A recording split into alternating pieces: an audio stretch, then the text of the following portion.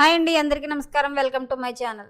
విమానంలో తీవ్ర ప్రకంపనలు, 15 మంది ప్రాణాలు లేటెస్ట్ అప్డేట్ రావడం జరిగింది. సో దానికి సంబంధించిన పూర్తి వివరం చెప్పడం కోసం నేను వీడియో చేస్తున్నాను. వీడియోని అక్కడ స్కిప్ చేయకుండా పూర్తిగా చూడండి.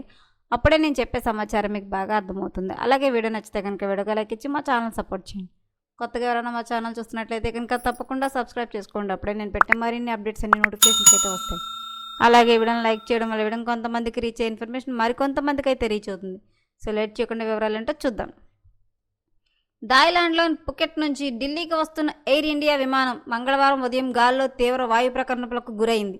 ఈ క్రమంలో విమానం ఒక్కసారిగా సుమారు 300 అడుగుల ఎత్తులో కోల్పోవడంతో అందులో ప్రయాణిస్తున్న కనీసం 15 మంది గాయపడ్డారు. వీరిలో ఒక క్యాబినెట్ సిబ్బంది తీవ్రంగా గాయపడినట్లు అధికారులు తెలిపారు. పుకెట్ నుంచి AI 2379 విమానంగా నడిచిన ఎయిర్ ఇండియా A320 విమానం ఉదయం సుమారు 11:30 ఢిల్లీ విమానాశ్రయంలో సురక్షితంగా ల్యాండ్ అయింది. విమానంలో 134 మంది ప్రయాణికులు, 8 మంది సిబ్బంది ఉన్నట్లు అధికారులు తెలిపారు.